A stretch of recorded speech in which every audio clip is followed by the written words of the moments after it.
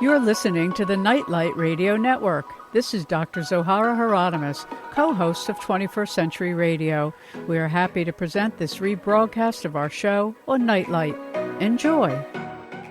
After 18 years of study and meditation, James Olson, our guest this hour, discovered a key that helps explain why some people are Democrats and others Republicans, why some support the notion of all of us co-arising and others support some of us rising at the expense of others.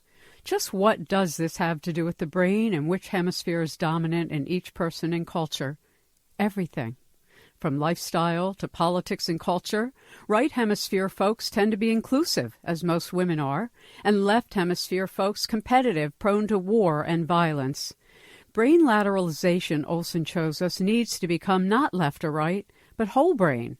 His book, The Whole Brain Path to Peace, explores how each person, how society and the world can find greater balance, harmony, and well-being.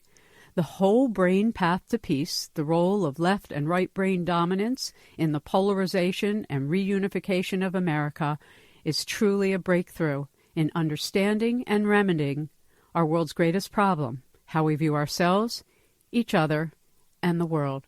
With that said, it's a pleasure to have James join us this evening with his Origin Press 2011 release, The Whole Brain Path to Peace.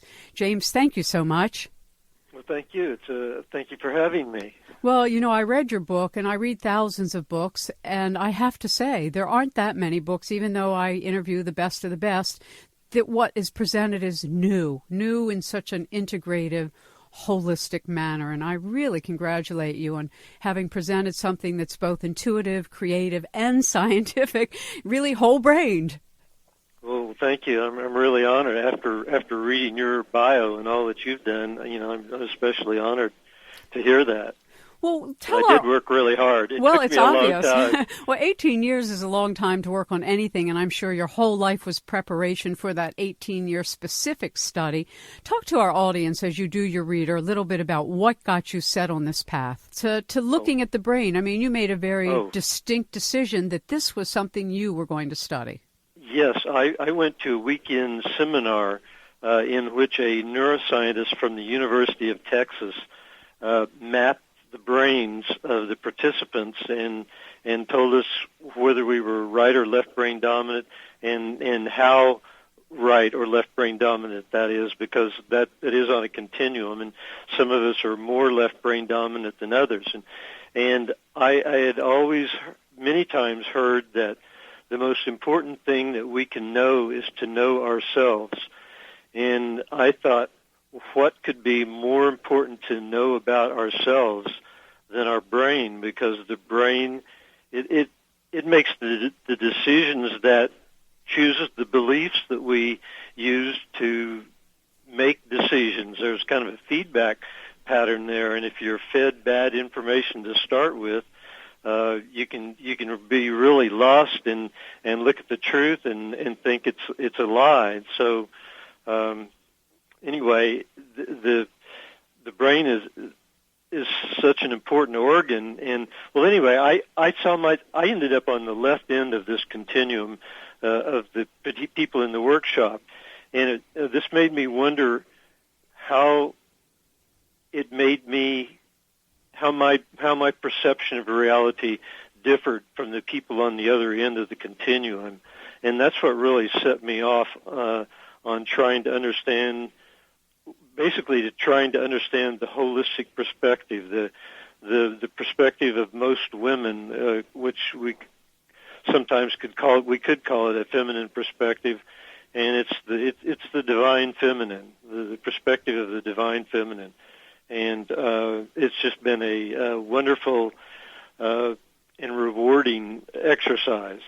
Well, and as you point out in your book, it's very clear. I mean, and all of us can examine our own lives or different stages of our lives. It's like my husband and I are both artists. And it really wasn't until I left and dropped out of college that I started to strongly develop my left hemisphere of analysis and particular study. Before that, everything was creative, other than sports, which certainly is both hemispheres, but there's a lot of aggression in that. And that all of us may go through different phases. So why don't we talk a little bit about what the real specific delineation is, the differences between the right hemisphere, which tends to be, as you point out, feminine, intuitive, creative, and the left hemisphere, which tends to be scientific and particular. The right hemisphere, the feminine hemisphere, is collective-oriented. It sees the larger elements of reality. Scientists have discovered this. There is a difference in the size of the focus, and it makes sense when you look at all the characteristics together. And it's kind of hard, maybe for the listener, but this information is on my website. So the right brain's, and they're always complementary. So the right brain is collective-oriented. The left brain is individual-oriented. The right brain is outward-looking. The left brain is inward-looking, and we know, analysis goes into things and looks inside to try to understand the parts and try to understand the whole from the parts. And so, and the left brain is interested in the parts, and the right brain is interested or shows us wholeness. The left brain gives us a limited perspective because it focuses it, whereas the right brain gives us an unlimited view of the reality because it sees the big picture. Again, they're working together. The right brain sees the big picture. The left brain fills in the details. The right brain sees the generalities, and the left brain sees the specifics. So that's just some examples of the difference in the way they see, and they're always complements. But from a left brain perspective, these complements appear as competitive elements because the left brain is competitive and hierarchical, and so it wants to decide which of these two views is the best and which is the worst. And so it may choose the best, which will inevitably be its own perspective, and then reject the other side, whereas the right brain, which is whole-seeing, actually incorporates the left brain's perspective. Functionally, the left brain nests within the right brain, which contains everything.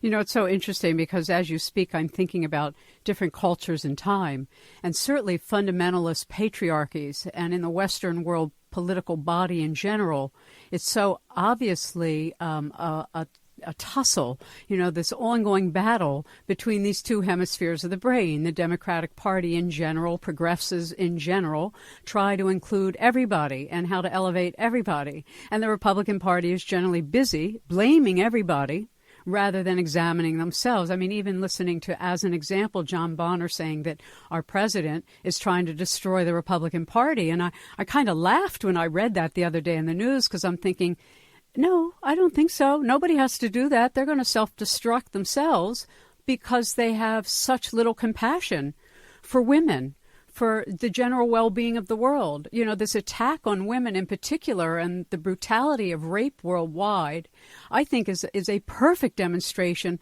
of a world dominated by the left hemisphere. Yes, absolutely. And the left brain is our security brain. It's in charge of protecting us, and whereas the right brain is just living in bliss and love, and doesn't worry about life and death because it's just part of the cycle. And so, but anyway, the left, getting back to the left, which dominates most men, it's fearful, and it's security oriented, and it can never have enough. Whenever it gets, the more it feels threatened, and so it can't see the end game. And so we really need to have both, and they're both valuable.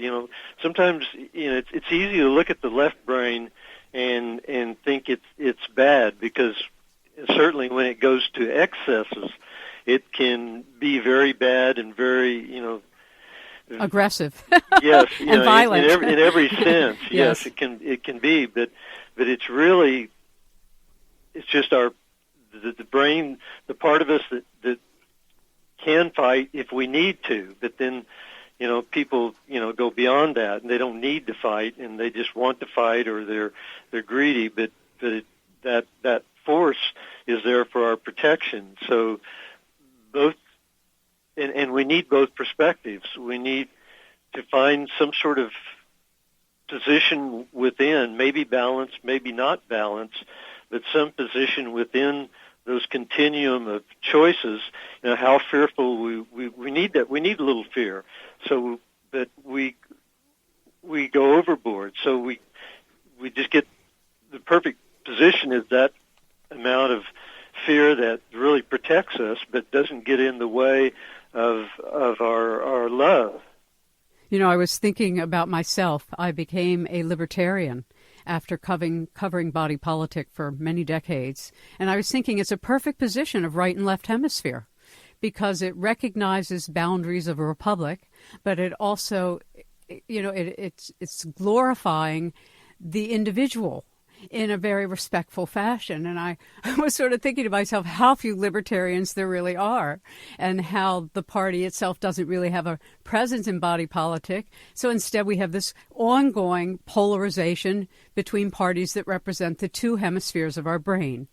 So when we look at that, you have used this word brain lateralization. So what does that exactly mean?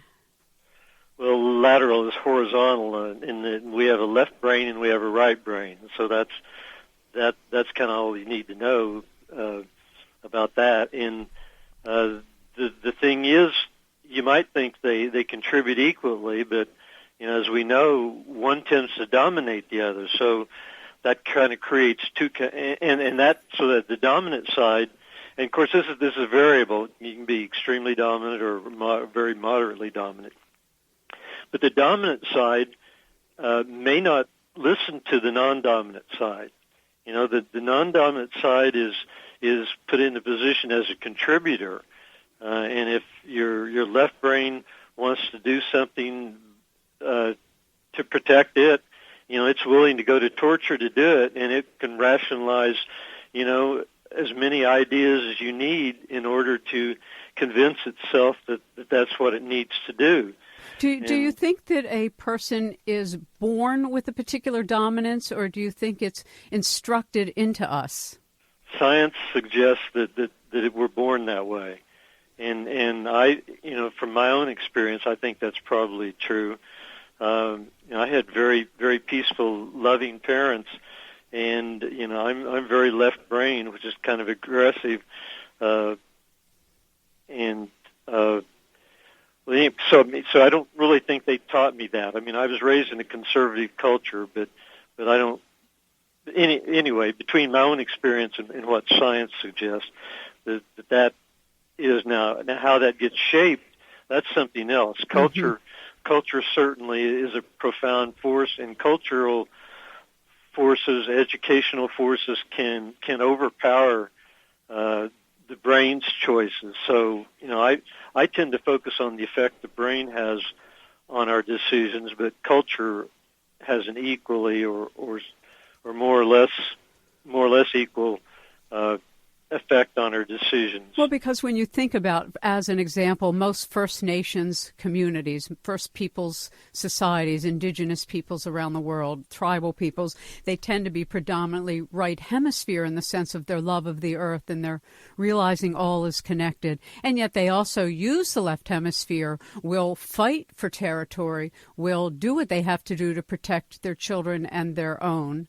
But at the same time, there's still this overarching right hemisphere dominance. So is that to say that we incarnate? I mean, I'm starting to think a little bit out the box of what you've written about, but it almost makes it seem like the soul incarnates into a particular opportunity for a particular kind of experience, but that we are supposed to grow in order to balance both of these hemispheres of our brain, the two parts of our soul, our male and our female. Yes, you put it very eloquently. I think that's exactly what I think. That we probably do have this starting point that guides us in a direction and gives us the tools we need to accomplish the goals we need. I needed to be have the brain I have in order to write this work. It's really been my life work, and it's been, you need the details because I'm writing to a detailed, to an audience that is very detail-oriented and very skeptical. So it's very important for me to get the details right. And yet, I didn't mention it, but I also have a strong, my second most, out of the four thinking brains, the two sides of the limbic system and the two sides of the cortex. Out of those four, my second strongest is the right side of the cortex, and so I'm dominated by the left side. It's my default thinking side. I naturally tend to think from the left brain side, that I can go into the right side just like anybody can, and in this case, my right side is pretty strong. It's almost as strong, it seems, as my left side, but my left side is definitely dominant. And so there are all these mixtures, and then culture goes in there and throws its own influences on the brain. So it makes us very complex beings, and it's very difficult to study, and you just kind of, and I'm just kind of able to see the larger elements of this structure, and that's what I'm trying to pass on, to give everybody a good framework from which to make their own discoveries. Well, and it's such a beautiful book because it really looks at the ancient wisdom traditions and really how every religion, even the most fundamentalist, have within it a beautiful esoteric teaching of going within, of know thyself. And that requires a really rigorous application of the right hemisphere. But then to bring it into the world and to apply it, you have to go out of yourself, out to other, and use the left hemisphere. So it's interesting to me how right now we are, as the Maya culture and others have said, at this flowering time period when all the traditions of the world are commingling, and we're having this opportunity to integrate, as we see even in the quantum physics lab, science and mysticism, which are really the two hemispheres of the brain. So I just think you've opened up another way of approaching our cultural challenges and our personal lacks into such a sort of scientific methodology that it's not personal in that I hurt you, you hurt me kind of language. It's, oh, okay, well, maybe I need to have more art in my life in order to cultivate my right hemisphere. Maybe I need to go study mathematics as a child to cultivate the left hemisphere. And so it makes me think really heartily about the Greek culture, which was so insistent on art as well as geography and trying to balance the person into both the creative side and the scientific side. So when we come back, we'll take a look at some of the other things you've examined with this two parts of our brain approach to our culture. And I just think you've done a great job. You can go to www.thewholebrainpath.com. Hello, I'm Catherine Ravenwood, author of How to Create Sacred Water, A Guide to Rituals and Practices, published by Inner Tradition, Bear and Company. You are listening to 21st Century Radio with Dr. Zohara Hieronimus. I hope you enjoy the show and all of her wonderful guests. Please read my book and send your prayers to the water. Thank you, water, for your gift of life. I see you clean and restored. If all of us could just say, I love you to the water every day when we drink it, when we use it to bathe, when we watch it flow down the stream. Our guest this hour, if you're just joining us, is James Olson. His book, The Whole Brain Path to Peace, The Role of Left and Right Brain Dominance in the Polarization and Reunification of America. It's an Origin Press 2011 release. You can learn more at his website, thewholebrainpath.com. So I want to come back to really these sort of strengths and weaknesses, or how a culture can be dominated by one of the hemispheres of the brain and pay a really heavy price. So I think it's pretty obvious that the Western culture right now is in a battle between the left hemisphere, which makes war, is aggressive, tends to be selfish, blames everybody but itself. And this is, I'm speaking for all of us, ladies and gentlemen. It's not just Republicans and Democrats. All of us have these qualities within ourselves. Versus, again, the progressive Democratic Party tends to be more open to looking at the whole, at looking at those with the least, of making sure the earth is stewarded properly, that everything is not here as a commodity to exploit. Now, James, you have examined some of the policy making that's been going on in this country, particularly the drug war, which, as you and I both know, it's not about drugs, it's about control. So talk to us a little bit about what you discovered when you applied this left brain dominance in our culture to what is called, a misnomer, by the way, the drug war. Well, the way I approached the chapter in my book was to try to explain the drug war from a right brain holistic perspective. And I did this because we've never had a national discussion about the drug war, and I think we haven't because the side that's in power knows they would lose if we looked at all the damage that the war is being done. So I set out to say some of the things and point out some of the things that you don't normally see when you read the paper or watch the news or even listen to gossip. And of course, that depends on who your friends are. But so I took the big picture is made up of a lot of details. So I took a lot of details from the drug war about how it affects our culture, and tried to show how the drug war is affecting the culture, and that's what the right brain perspective is the big picture. How does it, not just how the drug war affects you or me, but how it affects our culture. And a lot of people are just looking at how it affects you or me. Law enforcement, in many cases, are just looking at how it affects them, what it does for them, and how maybe if it helps employ them or makes their job easier. So they tend to make the decision. The left brain tends to focus in on one or two elements. And so if you just look at the damage that drugs have done, you can conclude that this is a bad thing and someone needs to do something about it. We need to stop drugs.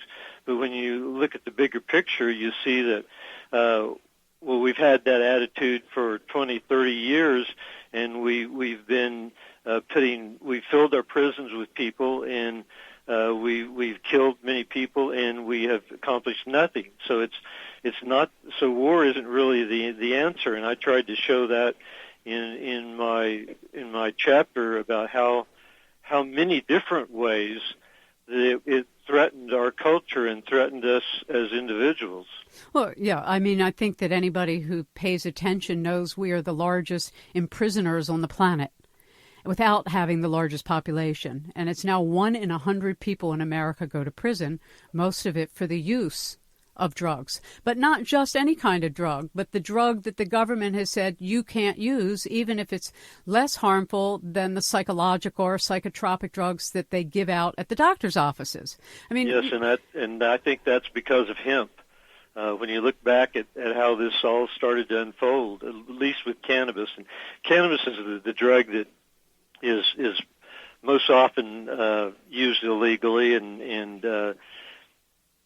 it's, when you look at it, it's not all that dangerous compared with the other drugs we use. But for some reason, it's landed number one on the schedule of most dangerous drugs. They're according to the government, there is no drug more dangerous than cannabis. And you've got to wonder, well, why is this? This really doesn't make sense. It doesn't even correspond with the government's own research. And in fact, it's in blatant conflict with the government's own research into drugs. So, and the answer seems to be that back in the 1800s, there was a time when hemp processing machinery was being perfected, and the farmers around the nation would have been able to harvest tens of thousands or millions of acres of hemp and used the fibers of the hemp product, which is the cannabis. We think of cannabis, we think of the flowers, that's the drug part. But there's a big plant below those flowers, and it contains some very valuable fibers. And this at the time this machinery was being developed, the plastics industry was brand new, and hemp can be used to replace plastics. And the newspapers that had large control over the news, they owned vast forests of timber in order to supply their newsprint as cheaply as possible. And there were big banks that had big mortgages on big timber acreages, and all these people stood to maybe go bankrupt if hemp became available. And how do you stop that? Well, if you can't grow it for medicine, if it's such a dangerous drug as they have decided that it is, then it's not safe to allow it to be grown as a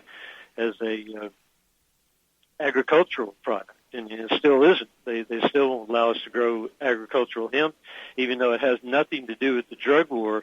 And you could breed hemp. You could provide people with seeds that would flower. The flowers would be so weak, no one would want to try to use it as a drug. But then the law enforcement says that's confusing because they don't know which plant's which. So, the upshot is you can't produce a very valuable crop, hemp, because of the drug law. Well, and the idiocy of it. I mean, all of the research on cannabis for medicinal purposes has shown whether it's good for arthritis or digestive illness. There are many people around the planet for centuries who have been using cannabis medicinally.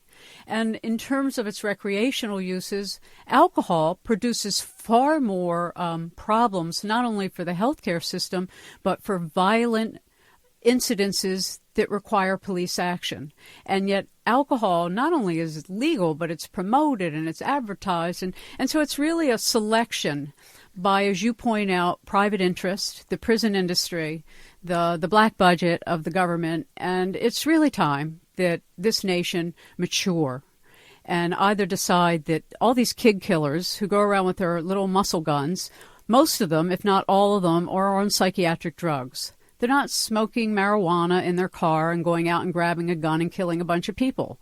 They're on mind-altering drugs that we know in children cause mania, psychosis, self-inflicted violence, and thoughts of violence towards others. But nobody talks about that. Now they're just focused on guns. But what about all the drugs these people are using that make them so violent? So as I used to say, when Nancy Reagan used to say, just say no to drugs, I used to say, just say no to some drugs, which really would have been a more true picture of the reality of our government's war on the citizens of the states. And that's really what it is. It's the federal government. It's the longest civil war in world history of the federal government at war against the citizens of the states. And I have been a long-time advocate for the decriminalization of all substances that are natural to the earth. And if they really care about personal health and improving people's ability to make choices, then education, treatment centers. We don't have treatment centers adequate to treat any kind of addictions in this country. So anyway, I'm just so glad that you approach this from a really clinical perspective of what is driving this ideology that is destroying families, destroying the community, and making the prison industry one of the biggest growth industries in our nation. That's a disgrace as far as I'm concerned. Oh, it is. It absolutely is. In Oklahoma, they have imprisoned 3 times as many women per capita as Russia. 3 times. And Russia is number 2 on the planet. That's a big difference. 3 times as many. It's extraordinary. Number 2.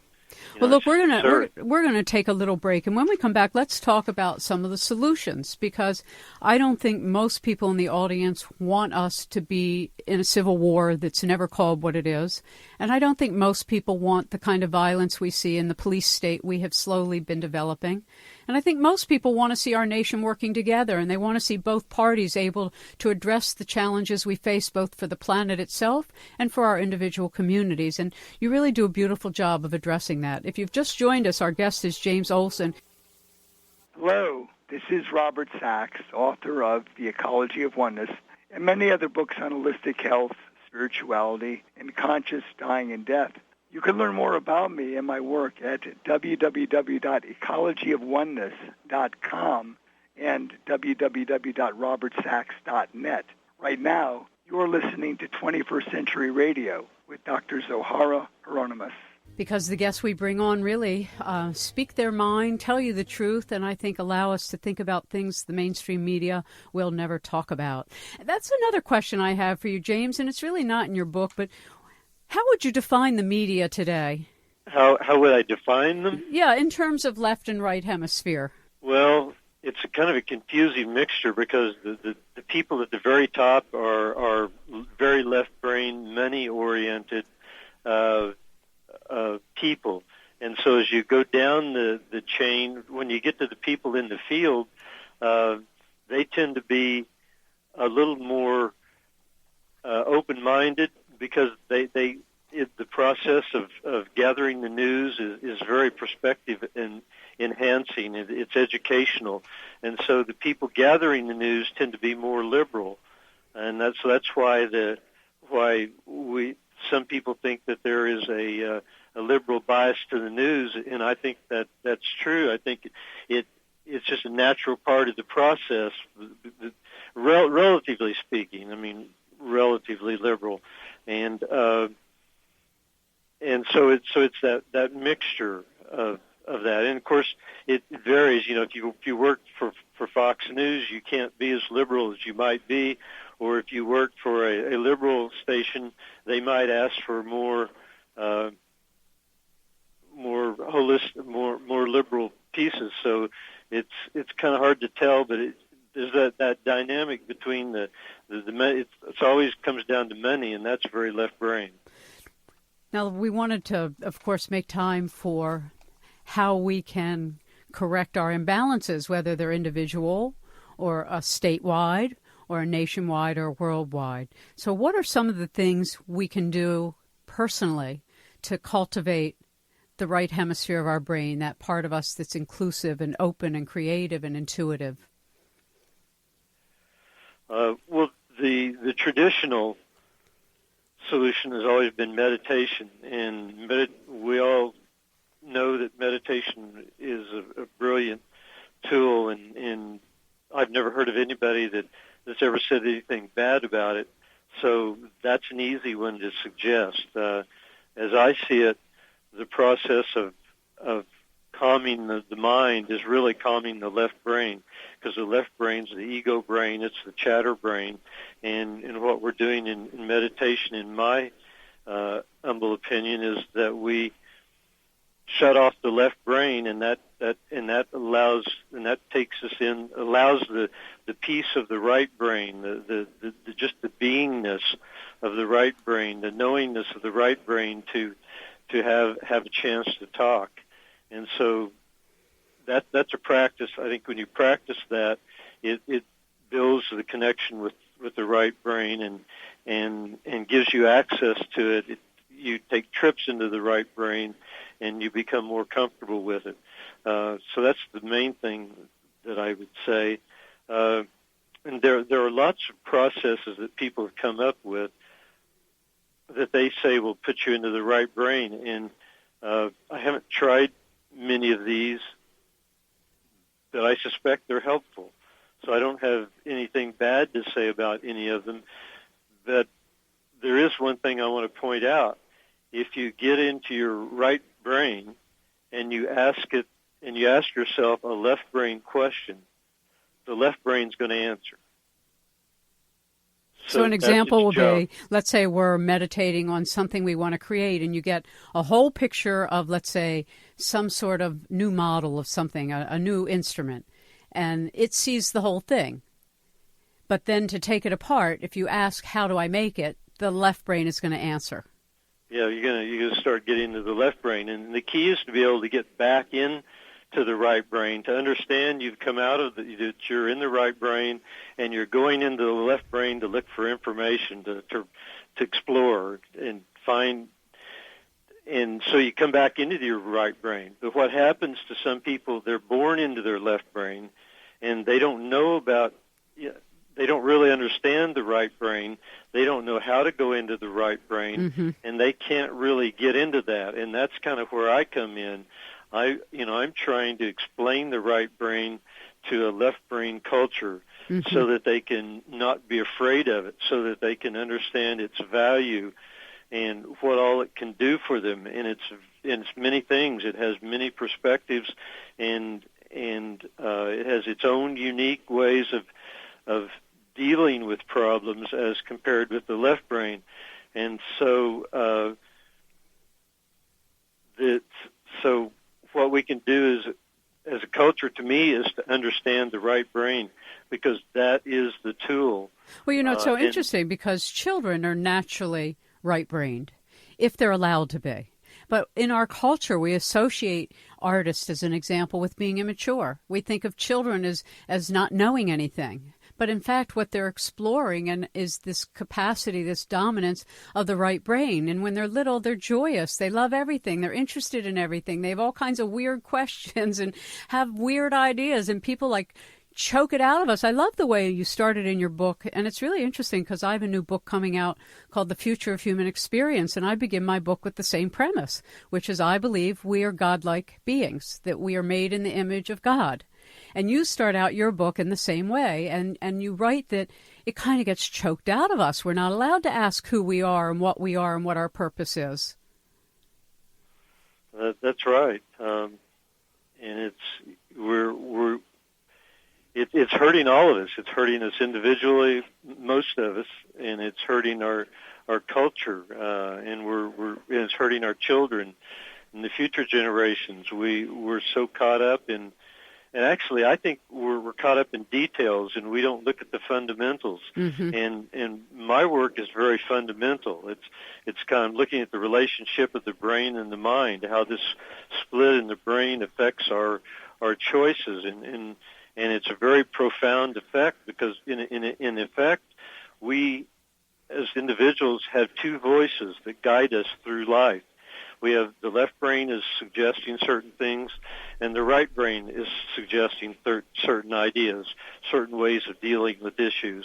And what makes us unique individuals is how we combine these two very diverse streams of information and integrate them into a solution, and integrate them into a vision, how we view reality. And this is really our first and most fundamental act of creation, and all other acts of creation depend upon this, yet we don't look at this first act of creation. Many of us don't realize that we actually have two perspectives, not one. The one that we have is the one that we combine out of the two, but we don't understand that there's these two perspectives that are guiding us. So we really have three. We have a three-dimensional perspective. We have the left brain's dualistic perspective, the linear perspective, and we have its linear perspective, and we have the right brain's holistic, multidimensional perspective, really a universe perspective, and we combine that into our unique personal perspective. And we can shift that. We can shift the amount of information coming from the left or the right, depending by simply choosing it. For left brain people, for example, and most of us are, we can consciously reach out to the context. When we look for the context, that is accessing the right brain, because the right brain is the context brain. It's the relationship brain, and it wants to show us the relationship between the solution we have and all the other people that will be impacted by this solution, and how it might hurt them, or even how it might help them. But if we're too focused as a left brain person, we don't see that context. We don't look for it. We think, aha, we've found the perfect solution. This is going to do exactly what I want it to do, but it may not be what you or I want it to do. Well, and it's so interesting when you look at the fundamentalism in all three monotheistic traditions of today, which are such blatant patriarchies, that on the one hand, the inner core mystical teachings are very right hemisphere about love thy neighbor, take care of everything, elevate the world, don't do to others what you wouldn't have done unto you. But then the way the religions go about expressing their power over women and over children is entirely dominatory, extremely shutting down the creative, intuitive side of men and women and children. So it's a really interesting complex. I was even thinking as you spoke about all the children who have attention deficit disorder, and I realized these are probably kids who come in really strong right hemisphere, open-minded, intuitive, integrative, holistic children, and the details isn't their strength. So they have to give them a drug to basically shut the brain down so it can only focus on one thing at a time. And how interesting, because maybe these kids that they're drugging out of their genius are really coming in to give us something new, and we're saying, it's not important. We need you to do this math problem now. I'm going to go back to what you said about priests and religion, and it's ironic. I want to point out that religion seeks to bring us together, and that's what the right brain does. And males tend to be left brain dominant, and to see separation and to choose separation as a way of achieving as a solution to problems. And that's why our religions should be unified if they were real.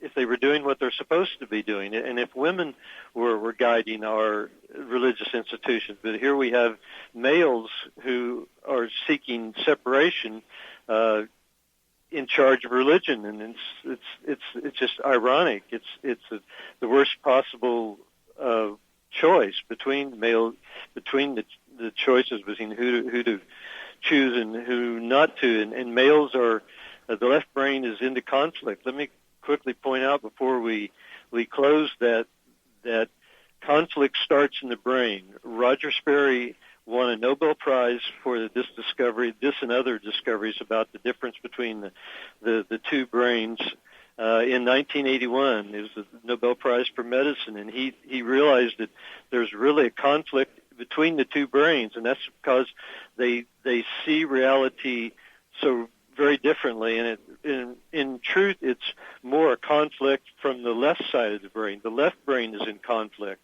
because the left brain doesn't understand the right brain, and this spreads out into society. And in my opinion, to get to peace, peace starts in the brain by bringing harmony to our own brain and to the cultural brain. And again, to do this, we need to understand that these two parts that we're trying to integrate, that we're trying to put in harmony. If we were trying to put two pieces of any physical puzzle together, we would look very carefully at the two pieces to see their structure, to see how they integrate.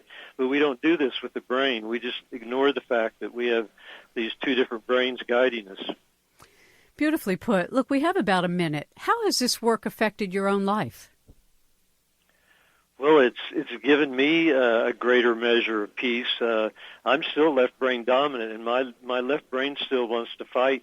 But there's a part of me that understands that, and now that knows how these two different parts of my being are trying to work together, and it allows me to see the divisions within other people. It allows me to look at some of their arguments and understand, well, you're right in this aspect, and you're right in this aspect. And if you would, kind of understand this, maybe the two of you could get together. So it helps me to integrate the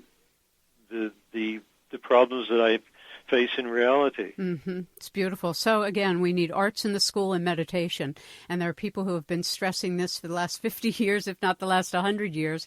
And I think your work goes a long way to explain why it's so important. I want to encourage everybody in the audience, if you're not going to buy the book, The Whole Brain Path to Peace, go to the website, www.thewholebrainpath.com.